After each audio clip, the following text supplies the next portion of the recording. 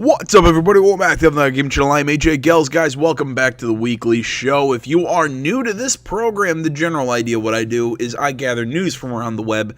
I sit down here, I talk about it, read articles, sometimes watch trailers or other stuff, and I try and let you guys have a good laugh. You know, mostly at my expense, not because I'm funny, but yeah, it is what it is. Sorry, there was a whole bunch of EA news that dropped this week. I'm not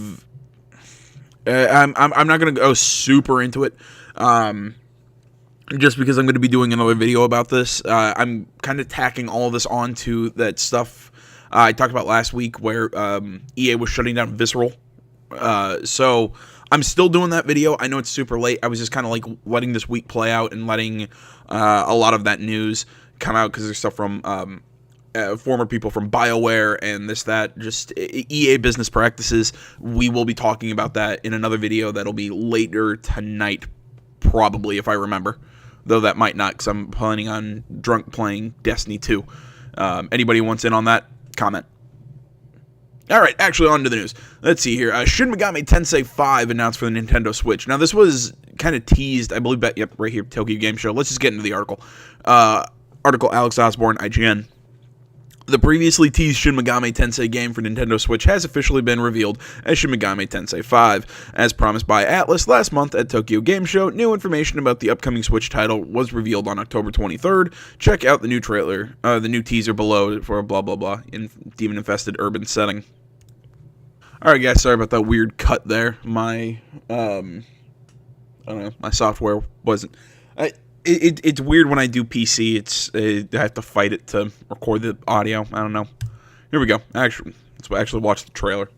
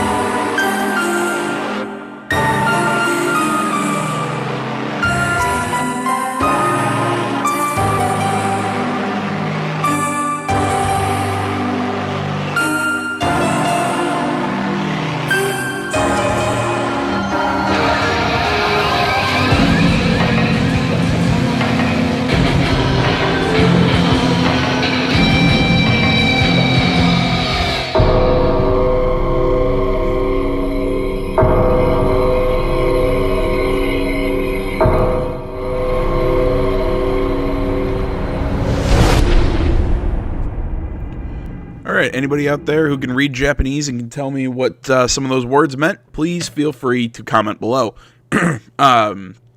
I'll go into my spiel after we're done with this article. Atlus has yet to share details regarding when the new RPG will be released. Shin Megami Tensei 5 was first teased by Atlus back in January during the Nintendo Switch reveal event.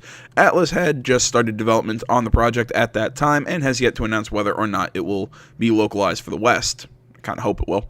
For another sneak peek, blah blah blah. Here's the kind of the reveal, whatever. Jeez. All in all, I don't know much about Shin Megami Tensei. I love the Persona franchise, also done by Atlus. These two are connected. I have played one Shin Megami Tensei game, and I had no freaking clue what the hell was happening. But a lot of the demons that you're fighting in this series are also the Persona that you wield or fight against in the Persona franchise. So it's kind of funky. I'm not sure exactly 100%, because I remember... I think it was on my box for Persona 3. I think it actually said Shin Megami Tensei Persona 3. So I think they're somehow related. Either way, the Shin Megami Tensei series has confused the hell out of me for the longest time, just because I know it's like post-apocalyptic, like demon Tokyo.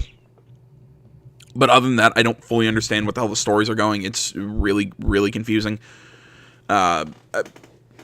Interesting games, I will say that. I mean, I noticed aspects of early Shin Megami games in Persona 5. You know, like the aspects of talking to the shadows and then having them become your personas.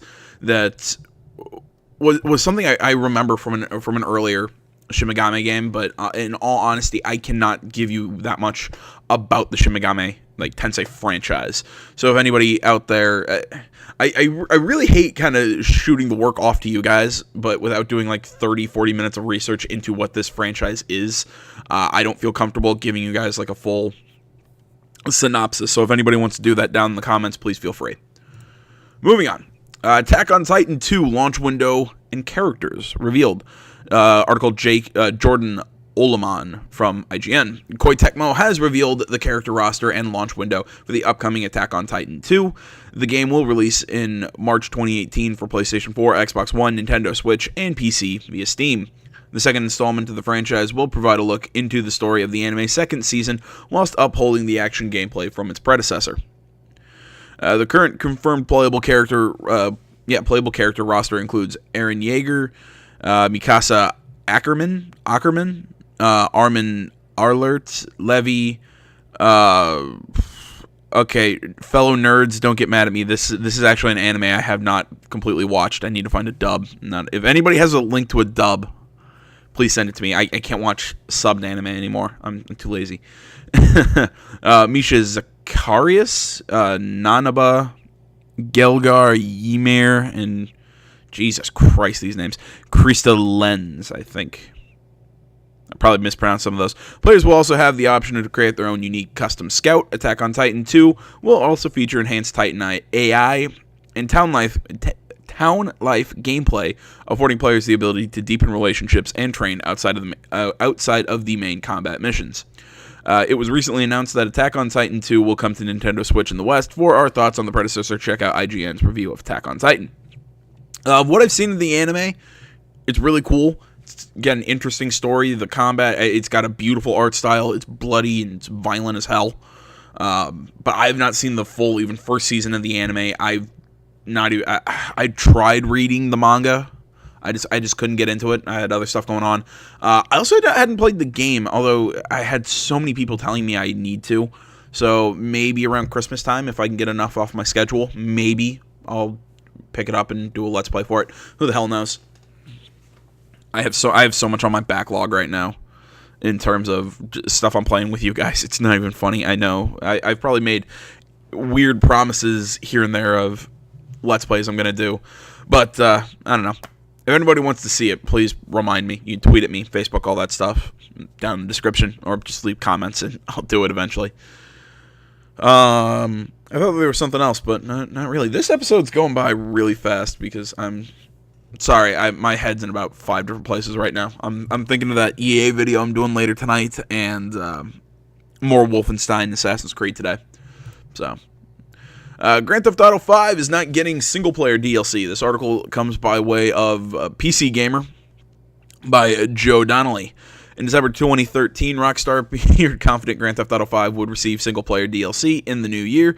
Now, almost 4 years later, God damn it! Now, almost 4 years on, the developer has all but confirmed GTA 5's future updates will be exclusive to would be confirmed GTA's future updates will be exclusive to God damn it, I can't talk. GTA Online. There we go. All in all, I'm not surprised. I think we would have seen single-player DLC since then. I mean, let's all be honest, Grand Theft Auto 5 kicked ass. I mean, it had a great story. Even though it's not for me, I totally see the appeal of GTA Online. God, I can't say that. I don't know why. But all in all,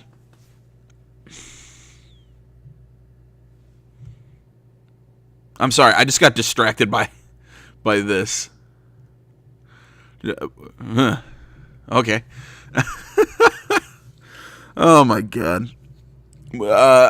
I'm like I said, I'm not surprised to not see a single play.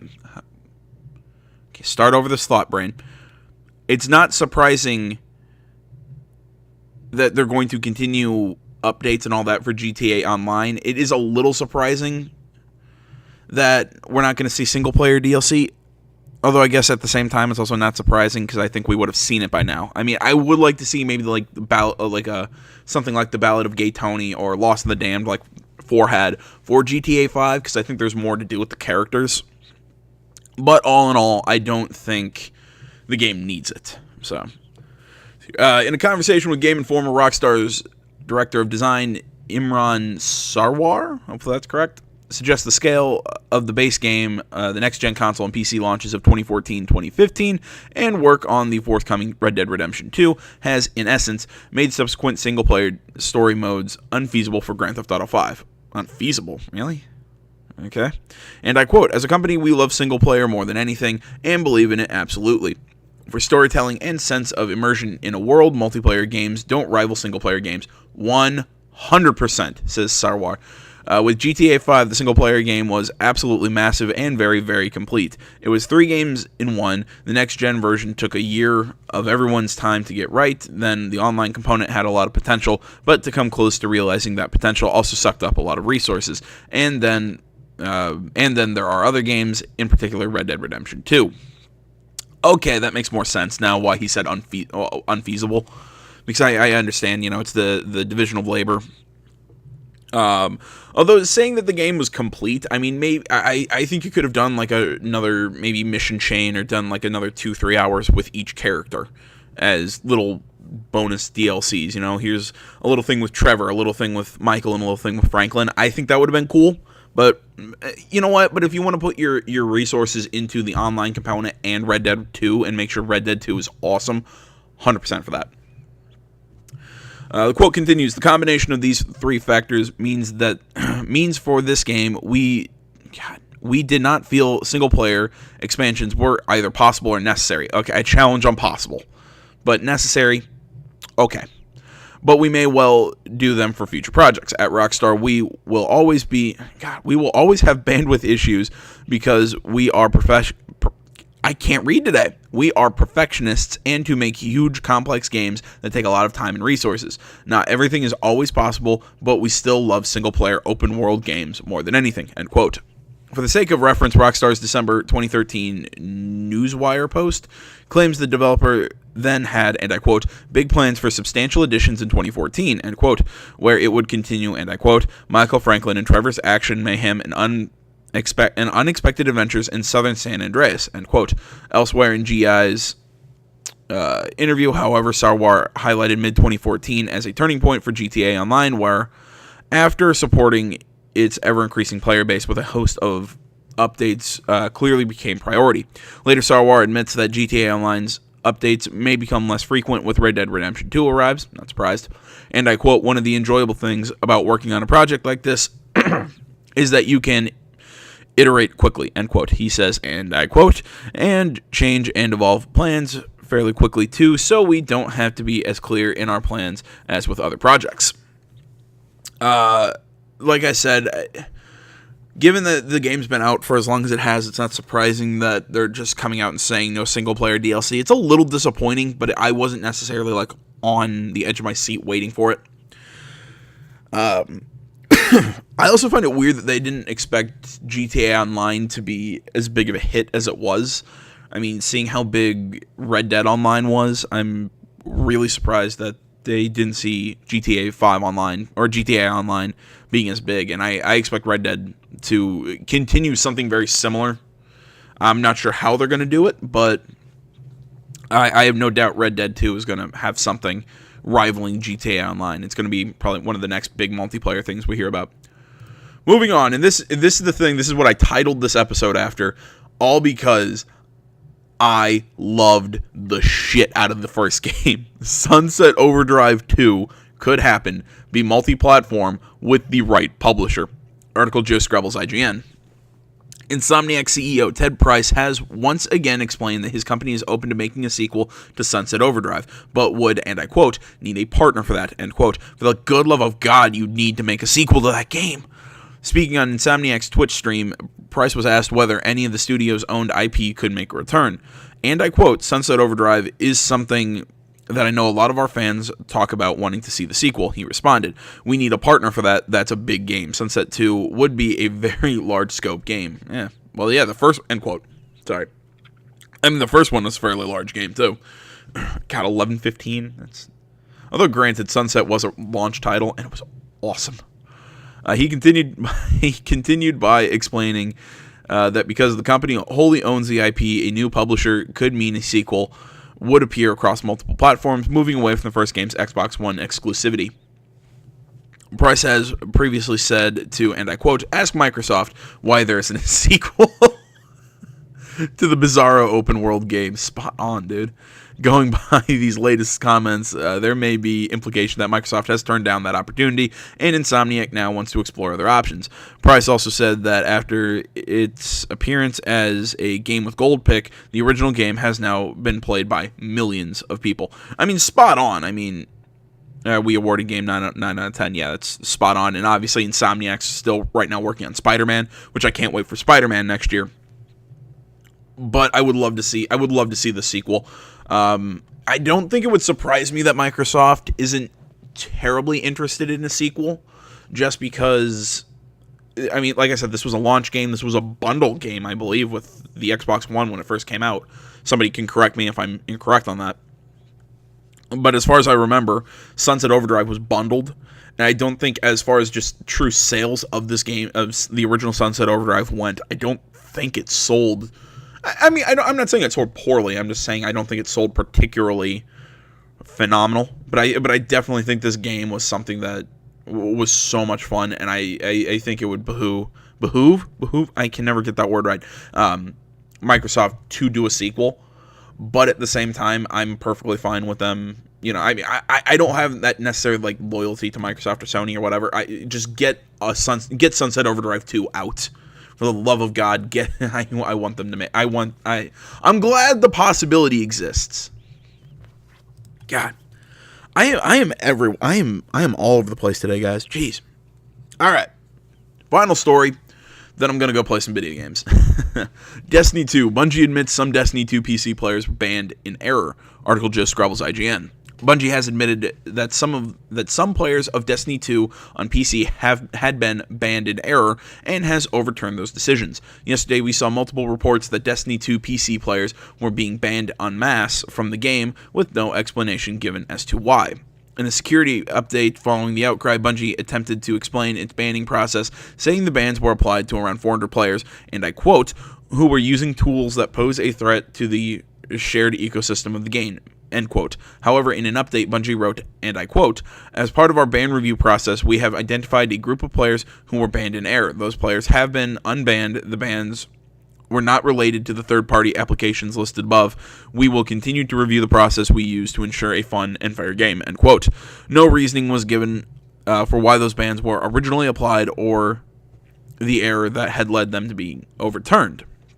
Particularly of note is that Bungie says that Destiny 2 cannot auto-ban players, which doesn't appear to tally with reports that players were receiving bans upon opening the game. Activision has not provided comment to IGN, request yesterday. That's all that stuff. As far as I can tell, this is an accident. I don't have this is one of these stories that I don't personally care that much about. But I thought anybody out there would find this interesting.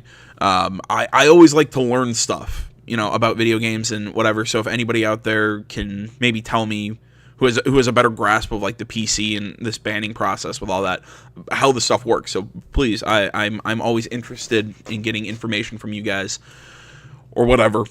Comments, like I said, social media and all that. Yeah, that's about all I got as far as news this week, guys. As always, if there's ever a news story that I missed or something, you can tweet at me links, Facebook links, whatever. Send them to me or go through the comments. God, I am super ineloquent today, guys. Jesus Christ, I am sorry. All in all, thanks for watching. Thanks for if you made it all the way through this, and come back later tonight. I'll be doing some, like I said, drunk multiplayer. I'm doing. Well, actually, it won't be tonight. It'll be tomorrow morning. Because I can't edit because I drink while I do the multiplayer, so I can't edit that tonight. I have to edit that tomorrow morning when I wake up hungover.